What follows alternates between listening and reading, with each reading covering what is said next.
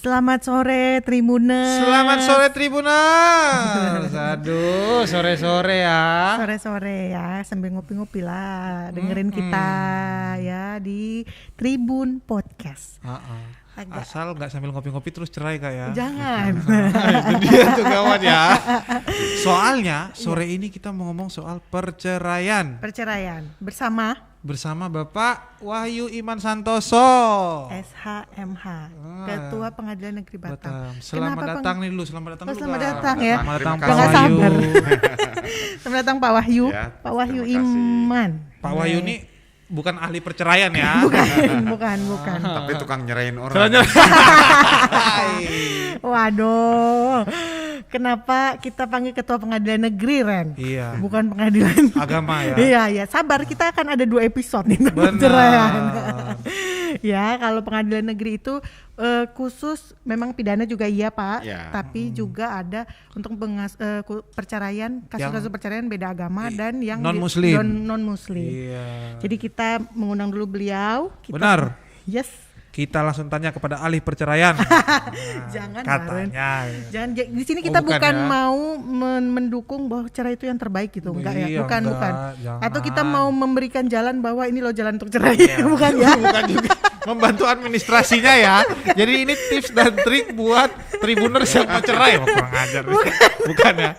Bukan.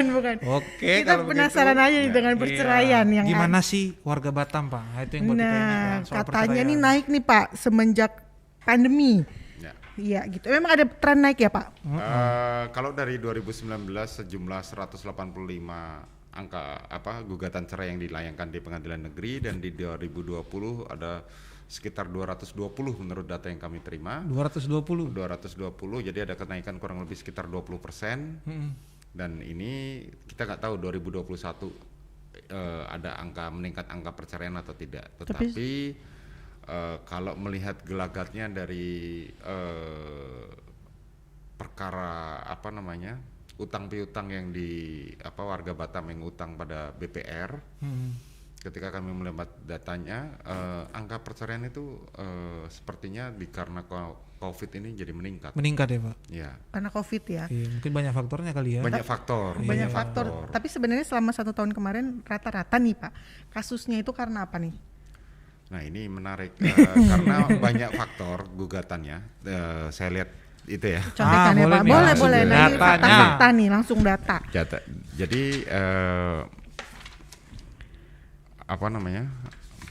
Kasus Perceraian. kebanyakan itu ini kayak yang saya baca ini tadi saya teliti karena perselingkuhan. Perselingkuhan. Aduh, sakit. Karena perselingkuhan ya Pak? Ya, salah satunya itu terusan karena faktor ekonomi juga. Oke. Artinya tidak memberikan nafkah lagi lahir batin, ya kan. Terus kebanyakan sih faktor percekcokan yang tidak bisa diselesaikan. Oke. Nah, percekcokan itu apakah kaitannya dengan ekonomi atau tidak, kita belum sampai sejauh itu. Cuman yang didalilkan oleh mereka adalah percekcokan yang terus-menerus. Masalah internal berarti. Masalah internal. Tapi yang lebih banyak tuh sebenarnya kalau di pengadilan negeri itu ada juga yang talak dengan gugat atau semuanya tetap aja gugatan gitu. Jadi begini, cerai talak itu hanya dikenal di hukum Islam. Oke. Tentunya di pengadilan Agama. agama. Karena suami ketika sudah mengucapkan talak 1, talak 2 atau talak 3 itu diikrarkan di pengadilan. Nah, kalau di negara-negara tertentu kayak misalnya tetangga kita Malaysia, ada yang bisa katanya cerai lewat SMS dulu atau WhatsApp gitu loh. Cerai kita, itu udah talak 1, udah cerai. Oke. Ya kan, tapi kalau di Indonesia kan harus datang ke hukum, harus datang ke pengadilan. Tidak bisa serta-merta hanya mengatakan kamu saya talak 1, kamu talak 2, nggak bisa. Itu harus melalui pengadilan. Dan di kami tidak dikenal, di pengadilan negeri tidak dikenal istilah Talak. cerai talak, tidak mungkin, tidak ada. Tetapi yang dikenal adalah gugatan cerai di kami. Gugatan cerai. Kalau di pengadilan negeri ya. Iya, karena ada pengadilan negeri ya. Sebenarnya lebih banyak nih, saya penasaran lebih banyak yang ceweknya yang menggugat atau cowoknya yang Cowoknya. menggugat. Kebanyakan ibu-ibunya. Waduh, ibu-ibunya Berarti ya. yang selingkuh cowoknya, Pak. Ya, Ibu-ibunya udah pada saya tangan tidak ya. berani ngomong seperti itu. Tapi, kalau mau dilihat, kadang-kadang kan kondisi perekonomian juga menentukan. Kan Oke, begitu. oke. Berarti ibu-ibu lebih menggugat tren. Iya, Pak. Tadi kan ada di sounding lah. Kalau menurut data dari awal tahun sampai sekarang itu ada total jumlah di pengadilan negeri total Sampai hari ini 67, 69 lah sampai sore ini. Berarti kalau kita tarik rata-ratanya sekitar 20 kasus per bulannya. Per bulan ya. Itu kalau di pengadilan negeri ya. Pengadilan negeri. Nah, Iya. kita belum tahu yang pengadilan agama enggak, ya. betul. Tapi dalam hitungan itu, Pak, tolak ukurnya apakah itu bisa dikatakan besar atau malah kecil? Apa tolak ukurnya, Pak? Kita mengatakan besar dan kecilnya sebuah perceraian kasus. Semuanya menjadi relatif. Saya nggak bisa mengatakan itu besar atau kecil karena di daerah-daerah yang kota yang padat penduduknya, perceraian itu menjadi satu hal yang Wajar. pada Iya, akhirnya. karena Jadi jumlahnya ya. kita tidak bisa mengatakan itu besar atau kecil. Oke. Itu kurang lebih seperti itu. Jadi ada satu daerah, kebetulan di daerah Jawa Barat, itu mempunyai budaya bahwa ketika ketika seseorang itu dalam kehidupan perkawinannya tidak pernah bercerai, itu dianggap belum afdol. Harus bercerai dulu gitu, ya. maksudnya gimana? Nah, itu di daerah Indramayu Iya, misalnya. Oke. Jadi perceraian di sana akan ditentukan oleh faktor panen. Ketika panen sukses, maka angka cerai akan naik dan angka nikah pun juga akan naik. Makanya kalau mungkin kita bicara perceraian, saya teringat dulu pada waktu era tahun 90-an ada muncul aliran postmodernisme, dan perkembangan itu menjadi ke pemikiran yang liberal. Jadi maksudnya begini, ketika di lembaga pernikahan ini dianggap sakral, suci, kenapa masih ada perceraian? Oke. Yang salah siapa? Betul.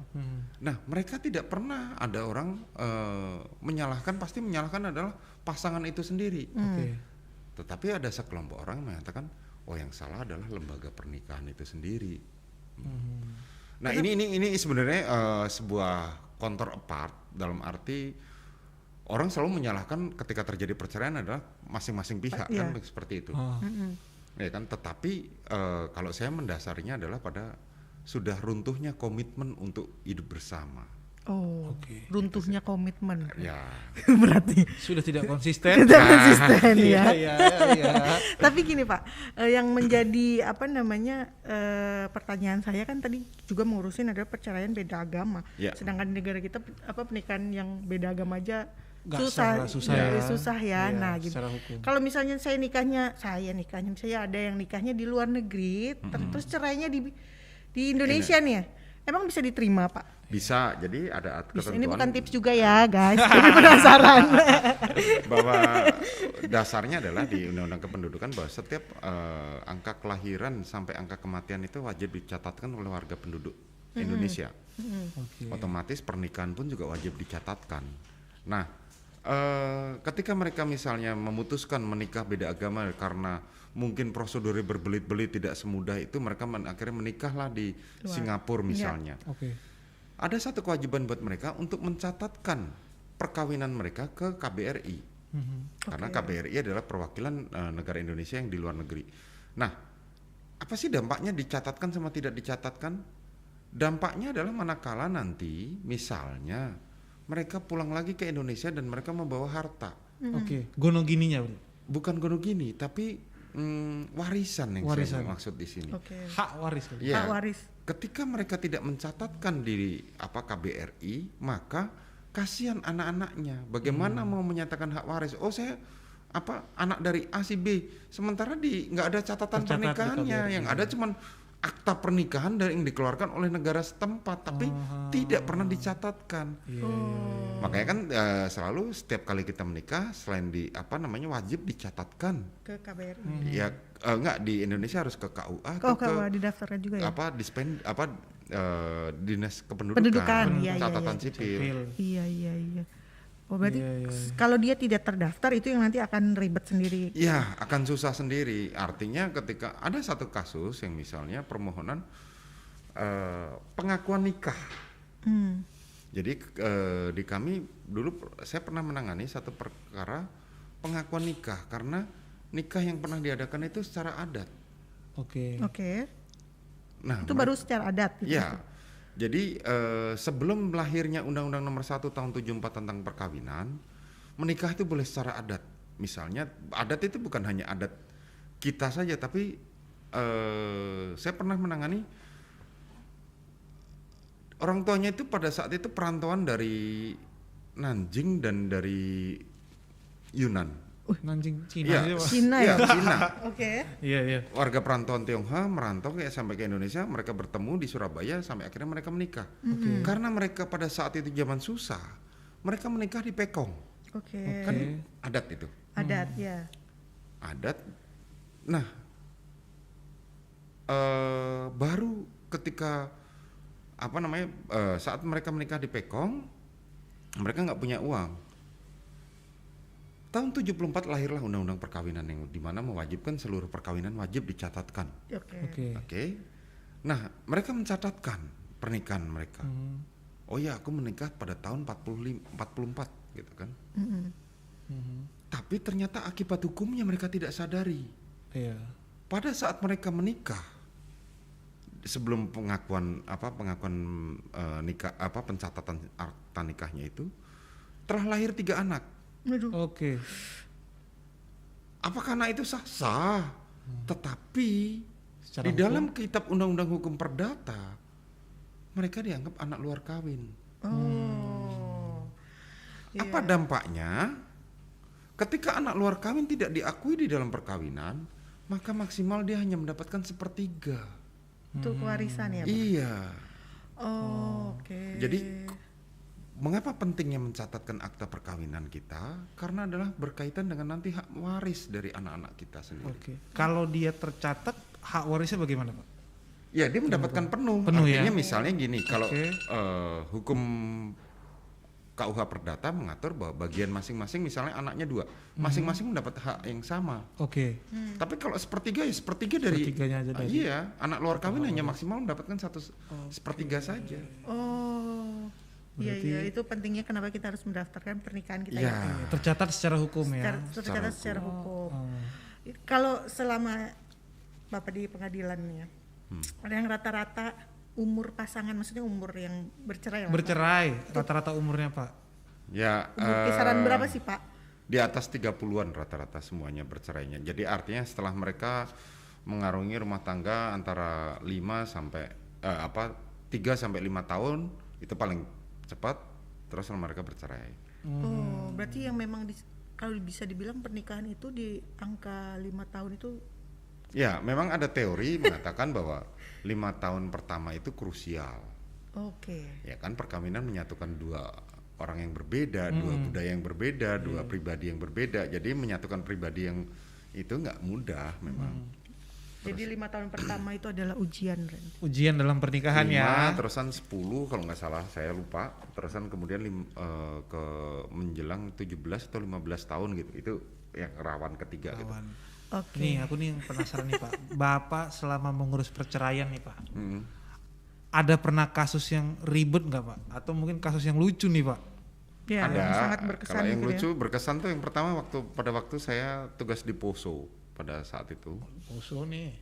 Ya, Sulawesi Tengah. Jadi di sana ada budaya ya sebenarnya sama, untuk di Sulawesi rata-rata ada namanya kayak semacam uang panai. Uang panai itu uang seserahan ya dari pihak laki-laki kepada perempuan gitu kan. Karena masih menganut kalau di itu kan patrilineal ya kan. Jadi itu. Nah, pada saat dia mau menikah, dia menikah secara adat. Ketika adat seserahannya adalah 3 ekor sapi dan 5 ekor babi. Oke. Nah, ya. Terus karena ketidakcocokan mereka, jadi ada angka yang menarik adalah di kami di Poso itu budayanya adalah setiap bulannya sudah itu angka perceraian meningkat. November, Jadi mulai Desember, dimulai ya. dari September, Oktober, November, Desember. Kenapa? Mereka mencoba untuk menikah, kemudian bercerai, kemudian sebelum Natal kalau bisa atau sebelum tahun Udah baru punya pasangan sudah baru. punya pasangan baru. Jadi itu budaya di Iya, sana iya, yang kami iya. dapatkan. Nah, kemudian pada saat itu istrinya menggugat cerai. Mm-mm. Terus suaminya mengatakan, saya nggak mau Pak cerai Pak, dicerai sama istri saya. Kenapa? Saya minta lagi uang seserahan yang dulu saya serahkan ke keluarganya kembali. Ya kan, jadi 3 ekor sapi plus 5 ekor babi, dia bilang kan. Istrinya saya tanya, bagaimana? Oh Pak, saya mampunya cuma 1 ekor sapi Pak, dia bilang begitu. Saya nggak mampu lagi kalau mengembalikan 3 ekor sapi dan 5 ekor babi. Jadi ya sudah, hukum saja yang meneruskan. Artinya kalau di jurisprudensi Mahkamah Agung, percekcokan yang memang sudah terus menerus dan tidak mungkin diselesaikan, ya buat apa lagi dipertahankan perkawinan itu. Jadi masalahnya bukan 1 ekor sapi atau itu, tapi adalah masalahnya percekcokan itu sendiri tidak mungkin diselesaikan. Itu yang Kacamata pertama. hukumnya lah Pak ya. Itu yang pertama ya Pak. Terus yang kedua lucu lagi adalah seorang istri menggugat seorang suaminya dikarenakan perilaku suaminya yang ya mungkin menurut aturan adalah tidak umum gitu loh. Oh, aku tahu nih mengarah kemana. Ya. Kebetulan semua babysitternya pernah diselingkuhin sama suaminya. Lagi nih ya. Babysitter ya. Sampai istrinya pernah mencoba untuk bunuh diri. Oh iya. Saat itu kami mencoba mendamaikan, itu udah susah. Artinya masing-masing punya pegangan masing-masing. Jadi maksudnya begini, si istri bawa anak kesayangan dari mertuanya, jadi bawa anak kedua.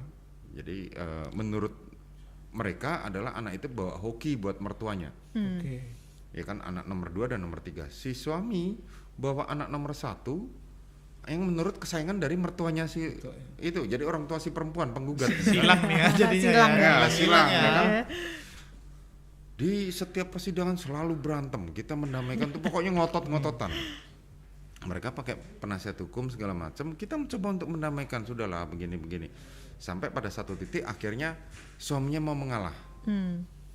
Artinya membagi walaupun tidak diatur tidak boleh, tetapi di dalam putusan perceraian itu mereka sepakat tidak menuntut lagi gono gini karena sudah dibagi menurut mereka sendiri di notaris. Nah, yang lucunya begitu kita sudah selesai ketok palu, oke, putus karena perceraian gitu. Udah selesai kan, mereka jabat tangan kan. Dia bilang suaminya di depan majelis hakim itu, "Kok kalau aku bosan jadi janda aku balik lagi ya sama kamu." Nah, dalam hati kami, kenapa kamu pakai berantem gitu kan, gitu aja. Itulah. Itu. Tetap ya, Berarti kalau ternyata dari ya. cerita-cerita itu apa memang nggak ada proses mediasi gitu Pak? Ya, Maksudnya jadi dalam menurut- proses perceraian ya? Ya.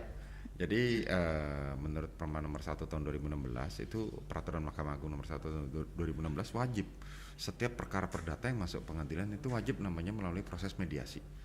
Ini sama aja artinya ketika orang mendaftar perkara perceraian, pada saat sidang pertama pembacaan identitas para pihak, mereka sudah datang semua. Yang dilakukan oleh majelis hakim adalah menyerahkan perkara itu kepada mediator agar mereka didamaikan terlebih dahulu. Didamaikan kalau menurut Perma itu peraturan Mahkamah Agung itu bisa 1 bulan Itu waktunya untuk Paling lama itu Pak. ya. Paling Jadi lama. kita tunjuk mediator, nanti kita suruh milih kepada para pihak itu. Apakah saudara mau mengajukan mediator menunjuk satu hakim atau mediator dari luar?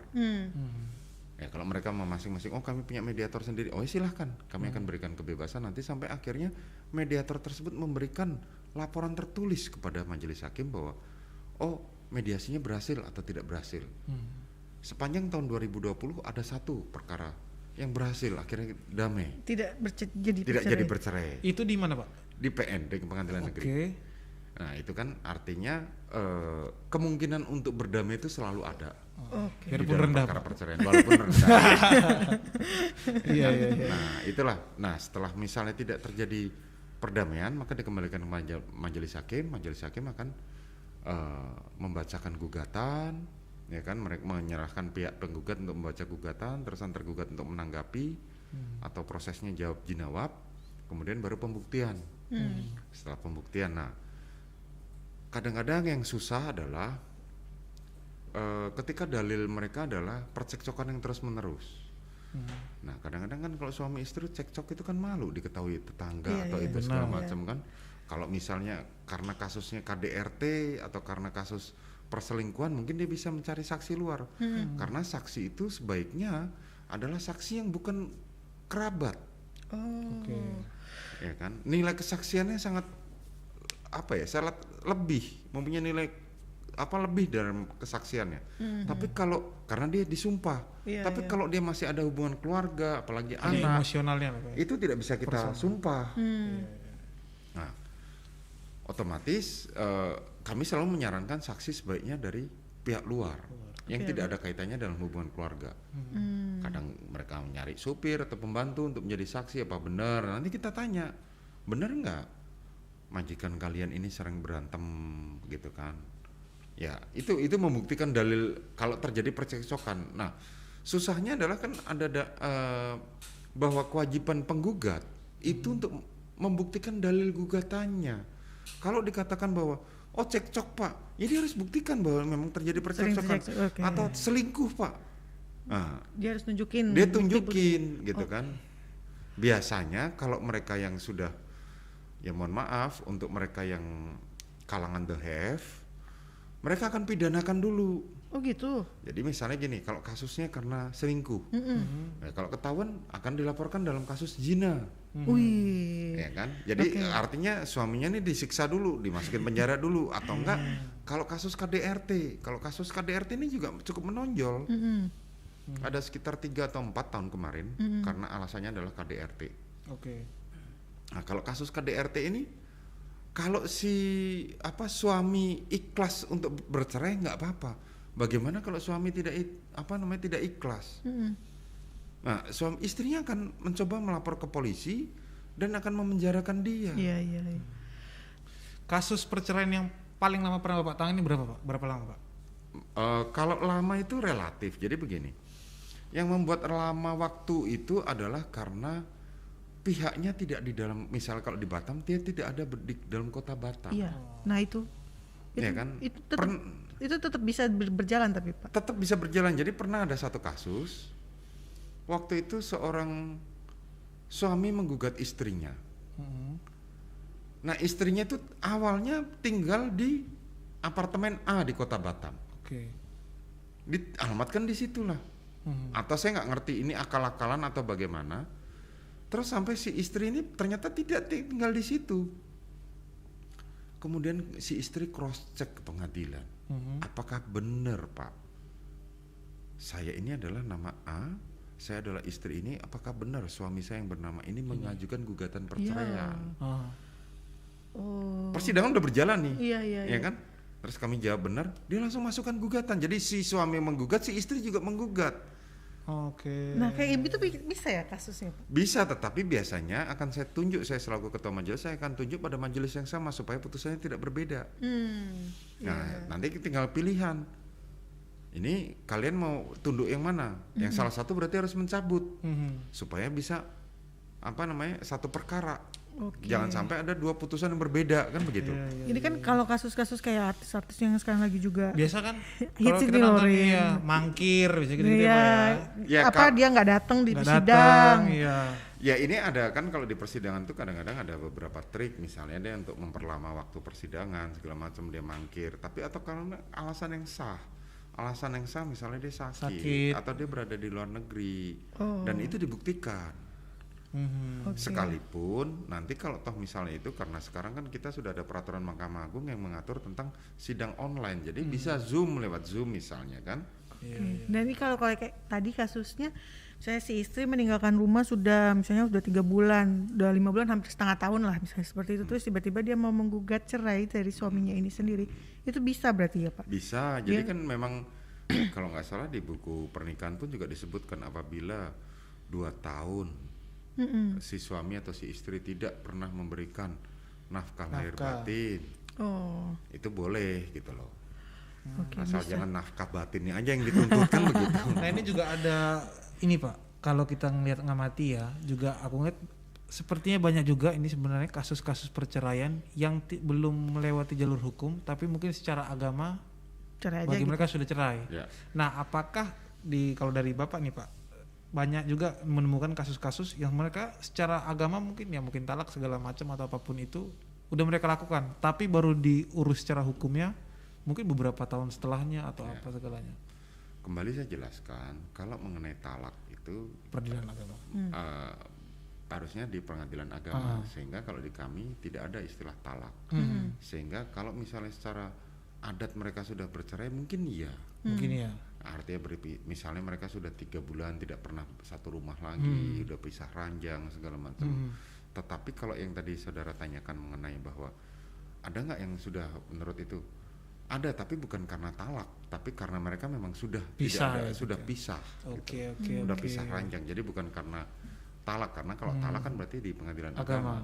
Oke. Berarti selama ini Pak Wahyu sering banget melihat percecokan di sidang ya Pak? Mungkin Ya, pada saat mediasi pasti mereka itu. jadi saling tuduh menuduh gitu ya. Ya, Itu jadi udah katam banget ya Pak.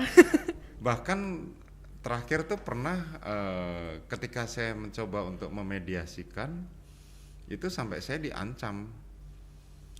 Ini kalau sampai ketua Pak Wahyu ini berpihak kepada istri saya akan lakukan segalanya untuk itu. Sampai seperti itu. Padahal niat saya baik.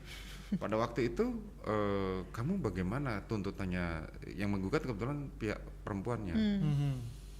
Saya menggugat cerai Pak karena saya nggak tahan dengan perilaku suami saya gitu kan. Karena percekcokan lah. Terus si istri meninggalkan rumah.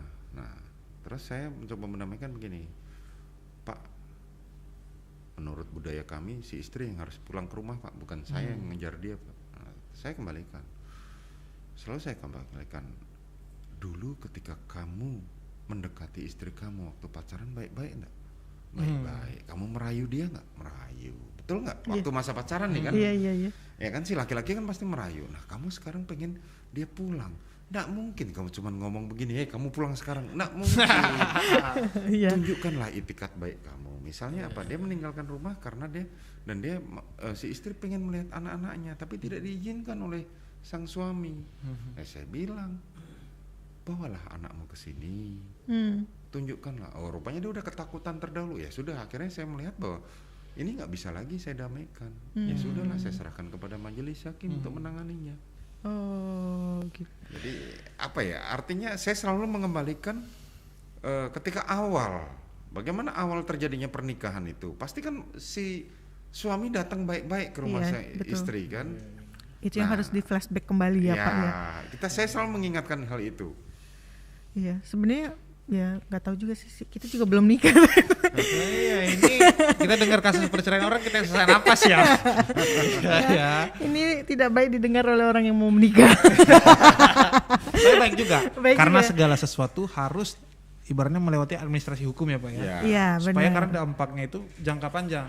Iya. Yang lebih penting kalau bagi mereka yang mau menikah, cuma satu yang saya ingatkan adalah ada namanya komitmen. Yang luntur di saat ini adalah komitmen. Pernikahan yang paling sakral adalah komitmen itu sendiri. Ketika kita komit untuk tetap bersatu, apapun hambatan dan rintangan Harus insya Allah tetap akan berjalan. terjadi. Tapi kalau memang tidak, ya mau bilang apa, kan begitu. Komitmen yang luntur. Komitmen ya. Ya. Apakah juga komunikasi itu penting Pak? Oh itu jelas. Oh, Kalau jelas komunikasi tuh. itu jelas, karena itulah komunikasi yang baik kan. Gitu. Artinya mau mendengarkan. Yang jadi masalah kan tidak ada yang masing-masing mau mendengarkan. Pak, ini sebenarnya gini, tadi saya penasaran sama yang KDRT ya Pak. Kalau misalnya ada yang datang terus dia menjadi korban KDRT, nah apakah memang di pengadilan negeri sendiri sudah otomatis itu akan jatuhnya si pelaku itu akan kepidana, atau memang ini cuma untuk perceraiannya aja? Bergantung pada si istri. Oke. Kalau si istri misalnya sebelum datang ke pengadilan dia melaporkan dulu tindak pidana yang dilakukan oleh sang suami, tentunya dia akan nunggu prosesnya. Ya kan, artinya dia menunggu itu, atau sembari jalan istrinya sambil ini, loh Pak saya sudah membuat laporan polisi. Ya kan, itu nanti pengadilan akan tetap memproses perceraian, tapi masalah KDRT-nya itu dia harus bisa buktikan, oh ini Pak saya sudah divisum Pak, oh ini loh Pak benar. Oh itu jadi berarti ada dua laporan begitu ya maksudnya? Ya, ada dua sisi, Ada artinya dari sisi perdata dan sisi pidana. Artinya si suami dianggap telah melakukan tindak pidana. Oke. Nah, tapi aku kembali juga penasaran ke yang di Batam nih Ren. Di Batam kan tadi rata-rata umurnya 30-an ke atas ya Pak ya, yang riskan untuk mereka goyah, bercerai dan segala macam. Nah, kalau dilihat memang di Batam itu tadi Bapak bilang trennya lebih ke selingkuh.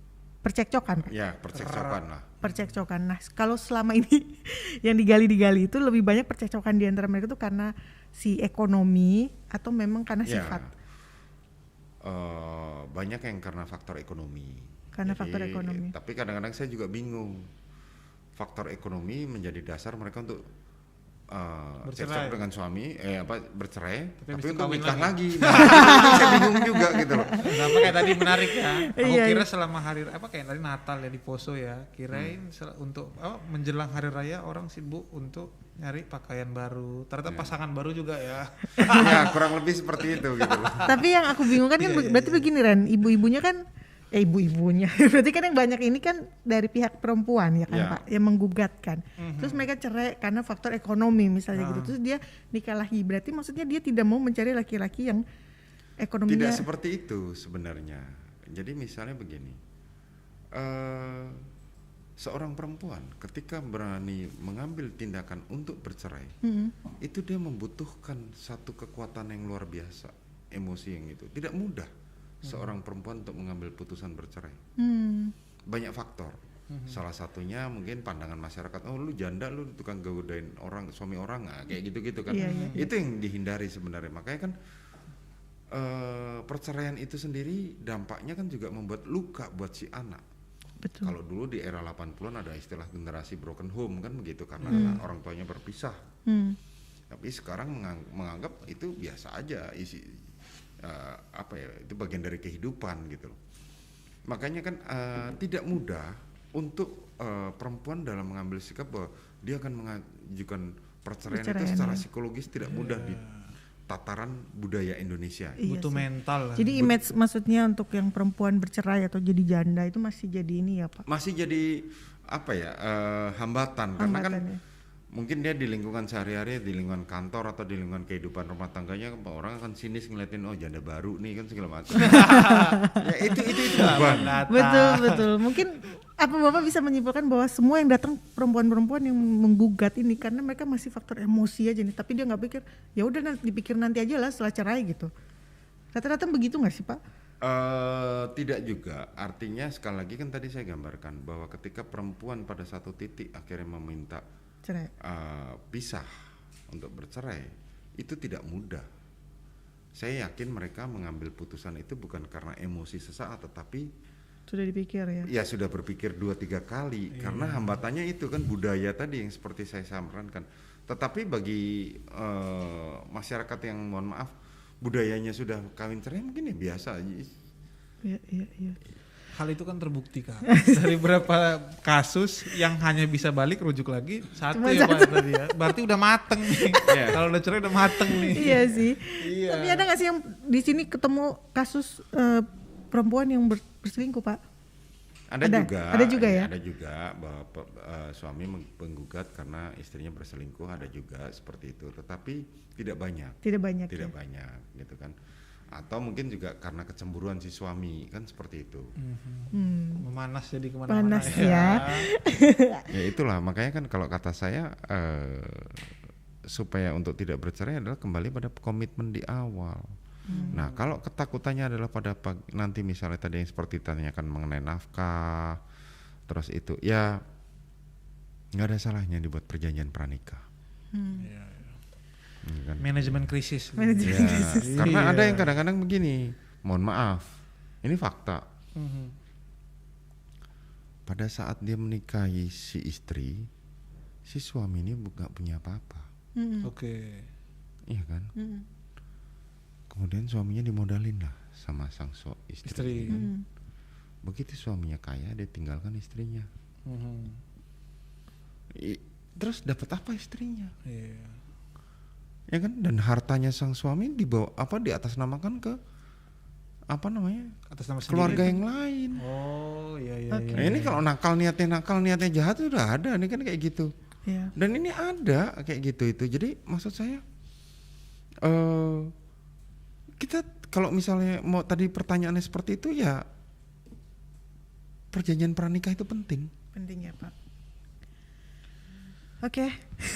Pusing karena perceraian ya. Jadi ini yang mau nikah agak ini ya mikir ya. Iya. Jadi sebenarnya yang cerai ya, Iya. selain kalian yang pusing juga Pak Wahyu lebih pusing sebenarnya. Mungkin ada pesan Pak untuk sebelum kita menutup ya Pak, mungkin pesan untuk tribuners yang ada di rumah lah. Jangan bercerai mungkin. Pasti atau, harusnya. Iya, atau apa gitu. Inilah Ya. Pak. Menikah atau tidak itu pilihan, Yes. ya kan? Nah, ketika kita sudah berani memilih, maka kita harus bertanggung jawab terhadap konsekuensinya. Artinya, oh ya, saya mau menikah, saya mau menikahi anak itu. Ya kita harus berkomitmen terhadap hal itu. Yang paling penting adalah komitmen. Yang setelah jadi ada fase-fasenya di dalam pernikahan, namanya ibarat kata mengarungi ombak. Itu kan ada badai, ada kadang lautan tenang segala macam. Nah, kalau komitmennya kuat, saya yakin kok, insya Allah Tuhan akan membantu mencarikan jalan. Ya kan, boleh bertengkar terus, tapi kalau oh ya kita hanya bertengkar, hanya mempertahankan itu, tapi bukan berarti untuk terus berpisah. Karena ya sebagai contoh kayak misalnya itu tadi yang lagi ngetren, nggak sempat saya baca, Melanie Ricardo salah satu artis, dia mencoba untuk berkomunikasi lagi dengan suaminya. Nah itulah artinya komitmen yang kuat. Apakah masih mau mempertahankan perkawinan atau tidak? Dan jangan cepat jangan pernah mengambil keputusan saat emosi. Itu saja. Tunggu tenang, misalnya berantem sama suaminya atau sama istrinya, besok cerai lah segala macam. Coba pikirkan dulu Apa dampaknya. Tetapi memang untuk perempuan, saya pernah membaca sebuah literatur bahwa perempuan ketika mengambil keputusan untuk bercerai itu memang tidak mudah. Ya kan, dan makanya saya tidak akan mengecam atau tidak, itu manusiawi. Jadi kembali pada yang paling penting adalah komitmen. Untuk bersama. Yes. Aku pernah dibilang kalau bisa selesaikan masalah jangan pada saat sebelum kita tidur ya Pak. Jangan dibawa tidur ya Pak ya. Sebelum matahari terbenam. Enggak. Kalau dalam berumah ya. tangga tuh jangan sampai kita tidur tuh membawa masalah gitu. Oh iya. Itu kembali pada komitmen sekali lagi. Artinya, sekarang kalau misalnya bertengkarnya pas di luar kota antara suami dan istri terpisah, kan? Ya harus diselesaikan juga itu Pak lewat telepon. Ya tidak bisa dipaksakan seperti itu. Tetapi sekali lagi, kalau kita berkomitmen tetap menjaga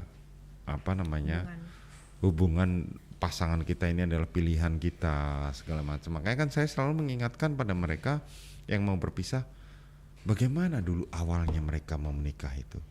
Apakah paksaan atau karena itu? Kalau memang pacaran yang lama dan segala macam, ya kan saya ungkit itu terus. Cobalah kembali lagi. Mengulas kembali ya Pak. Mengulas kembali, ya kan?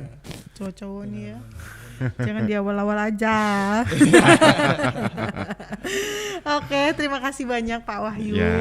Dan ini ya, Tribuners ini jadi pelajaran ya, banyak pengetahuan banyak harusnya. pengetahuan tentang berumah tangga ya. Ini bukan ngajarin untuk bercerai ya. Bukan. Tapi beginilah realita perceraian. Kasihan Bapak ini. Mendengarkan percekcokan setiap hari. Oke. Mungkin saya tambahkan sedikit. Kepada mereka yang misalnya hamil di luar nikah, janganlah kita cepat mudah untuk menghakimi mereka.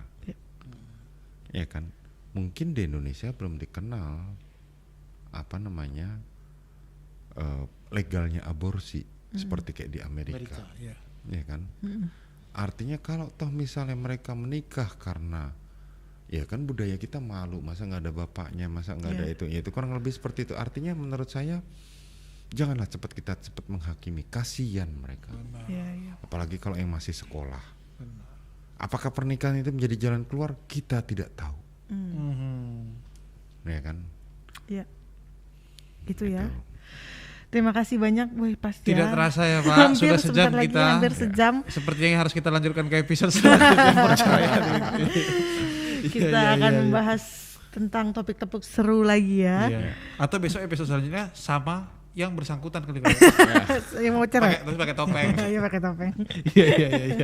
Oke Tribuners, jangan lupa subscribe YouTube channel kita Tribun Podcast dan juga follow Instagram kita @tribunpodcast, juga dengerin kita di Spotify Dan Anchor. Terima kasih sekali lagi Pak Wahyu. Terima kasih Pak sudah memberikan banyak Sudah pengetahuan. memberikan buat Kasih pengetahuan kembali. dan wejangan-wejangannya ya. Semoga Iya. kita juga bisa meresap ke Tribuners yang ada di rumah yang lagi dengerin kita. Sekali lagi terima kasih, dan terima kasih juga untuk Tribuners yang di rumah. Kita ketemu lagi dan dah. Dadah.